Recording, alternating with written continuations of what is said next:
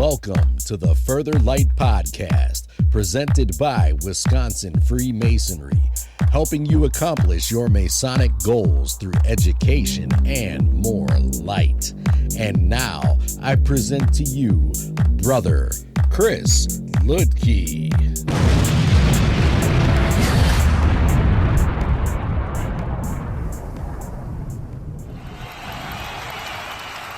Listeners, scholars, brothers, this is Brother Chris Ludke, and today I want to continue our summer short series by exploring, over the next few episodes, several of the old Tyler talks. These are by Carl Claudy. They're written in 1924, so at times the language is possibly problematic. At times there's vocabulary that we don't commonly use today, so I will update that as possible. But I do want to present some of these because they have some brilliant points, even as they are 100 years old. And the one I want to look at today is a Masonic presentation. Old Tyler, I'm in a jam. The new brother smiled, so the old Tyler did not feel too worried. If you don't help me out, I will be up against it. What's the trouble now? The old Tyler put down his sword to take the cigar the new brother held out. Must be something very bad, or you wouldn't start me off with so good a cigar. I have to make a Masonic address. That has been done, and the addresser, yes, even the addressees, live to tell the tale, countered the old Tyler. I don't just want to get by. I want to make them remember it.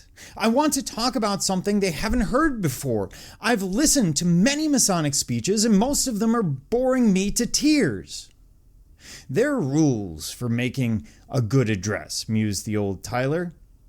The three great rules are: have something to say it, sit down.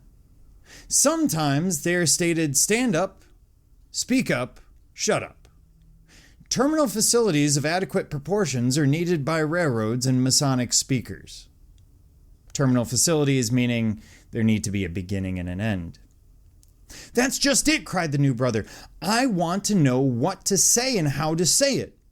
Meaning you want me to make your speech for you or to you before you make it in there? Well, no, not exactly. But can't you suggest something? I could, but I won't. I'll suggest a method of handling your subject, however. Most Masonic speeches suffer from lack of preparation and of clear thinking about what the speaker wants to say. I can't prepare you. I can't make you think clearly, but I can tell you the essence of appeal. It is drama. If you want your hearer to hang on your words, dramatize your subject. If you talk about the rough and perfect ashlers, bring your workmen before your hearer. Let them hear the strokes of the mallet on the chisel. Let them feel the chips of stone as they fall to the ground. If you talk of the plumb line, make them see the Lord on his wall. Watch the children of Israel gather around, wondering at his putting a plumb in the midst of them, that he would not pass by them any more. When you tell of brotherhood, don't have it an abstraction, a theory, a hope. Make it concrete. Tell some stories about it. Show one brother helping another. If you don't know any stories, make them up. But bring the living thought alive into the lodge room.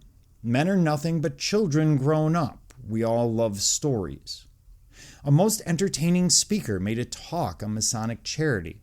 One by one, he brought vividly before the lodge a child in a Masonic home, an old blind Mason who had helped to be self-supported by a lodge, an old mother of a Master Mason who kept her home, thinking it was supported by what her son had left her. He hadn't left a cent. The lodge pretended he had and paid it during her lifetime. He made us see these people. He lived and grew up with the child. We shut our eyes to see how the blind man felt. From a window we saw the world go by, happy that our sons had kept us from want and his simple words brought these things before us. The speaker spoke quietly, restrained, calmly. He didn't make the eagles scream. There was almost no applause during his address, but he made us visualize the sweetness of Masonic charity, as distinct from the cool impersonality of mere giving. He made us proud that we belonged to an organization which worked. He dramatized charity and made us see its living human aspects, not its economic importance or its religious duty angle. That's the answer of how shall I make any Masonic speech interesting, my brother. Make it simple. Make it human. Make it dramatic. There's drama in all the fraternity. Any symbol, any tenet, any part of Masonry has a dramatic angle. I do not mean melodramatic. I don't tell you to put battle, murder, sudden death in your speech. Melodrama is action without character. Drama is action with character. A railroad accident is a melodrama. The mother who saves for a vacation and gives her son the money to buy a set of golf clubs is dramatic. Find the character behind the symbols. Get the human side of the craft into its teachings. Tell them in terms of people and action, of the things they know only as theories, and your audience won't walk out on you. Talk without ideas and you'll speak to empty benches. I think, began the new Mason, I think that's all that's necessary, smiled the old Tyler. I think you better make this speech for me. You think in melodrama, laughed the old Tyler. It's your problem, not mine. And this is a great piece. This is one of, once again, the old Tyler Talks by Carl Claudy. This one entitled A Masonic Presentation. And he's right. At the end of the day, we've all seen people get up there and speak, and oftentimes they bring in something that had been written. The problem is written speech and spoken speech are two different things. Written speech is mostly academic, trying to get the facts across and back up your theories. Spoken speech, however, is frequently more dramatic. It encourages us to put ourselves in those shoes. It should attempt to be interesting to anyone who hears it. And that's really his point between drama and melodrama. You don't have to bring in screaming eagles and battle scenes to make something particularly interesting. That being said, thank you for joining me, Brother Chris Lidke, and the entire Further Light team on your quest to find more light through Masonry. Are you interested in learning more about Freemasonry in Wisconsin?